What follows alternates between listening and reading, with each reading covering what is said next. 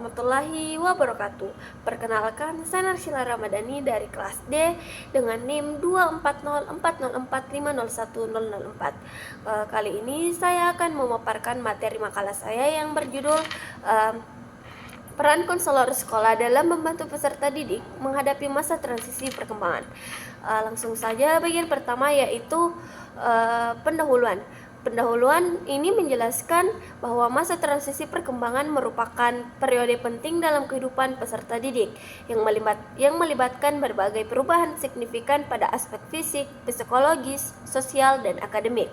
Pada tahap ini, peserta didik sering menghadapi tantangan seperti tekanan sosial dari teman sebaya, penyesuaian terhadap lingkungan, dan tuntutan akademik yang lebih tinggi. Konselor sekolah memiliki peran penting sebagai pendamping untuk membantu mereka melalui fase ini dengan memberikan dukungan emosional, sosial, dan akademik. Selanjutnya yaitu rumusan masalah. Rumusan masalah ini memaparkan 4 pertanyaan utama yang menjadi fokus pembahasan makalah. Tantangan utama yang dihadapi peserta didik selama masa transisi, peran konselor sekolah dalam mendukung peserta didik, layanan konseling yang efektif dan untuk menghadapi tantangan tersebut, serta bagaimana teknologi dapat dimanfaatkan dalam layanan konseling di era digital. Tujuan dari makalah ini adalah untuk memahami tantangan yang dihadapi peserta didik selama masa transisi perkembangan, menggambarkan peran strategis konselor sekolah, memberikan rekomendasi layanan bimbingan konseling yang efektif, dan mengeksplorasi potensi penggunaan teknologi sebagai alat bantu dalam layanan konseling. Selanjutnya yaitu masa transisi perkembangan, yang dimana ini adalah pembahasan dari makalah. Masa transisi perkembangan merupakan periode perubahan signifikan dalam kehidupan peserta didik. Perubahan ini mencakup aspek fisik seperti pubertas dan perubahan citra tubuh, aspek sosial seperti tekanan teman sebaya dan perasaan tidak diterima, aspek akademik seperti tuntutan belajar yang meningkat.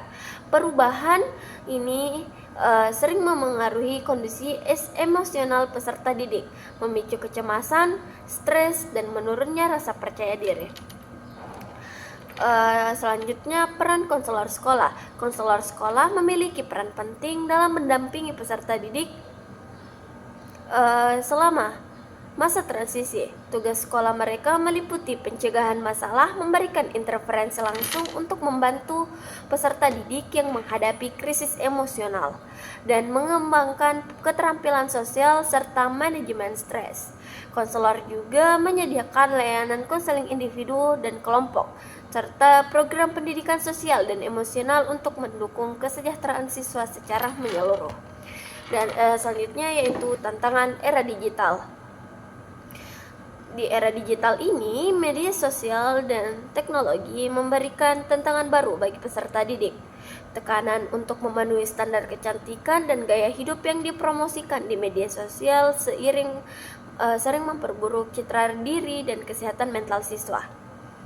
Namun, teknologi juga membuka peluang seperti penggunaan aplikasi konseling daring dan platform edukasi digital yang memungkinkan layanan konseling menjadi lebih mudah diakses dan relevan. Yang ketujuh yaitu teori perkembangan psikososial. Teori Erik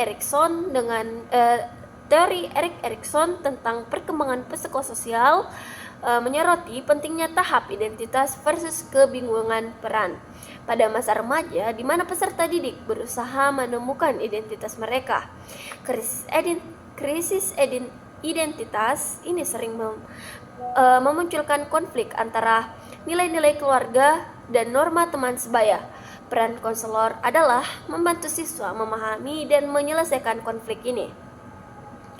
Teori Maslow tentang kebutuhan dasar juga relevan, menekankan pentingnya rasa aman dan penerimaan sosial bagi perkembangan optimal siswa. Yang ke-8 yaitu strategi khusus konselor.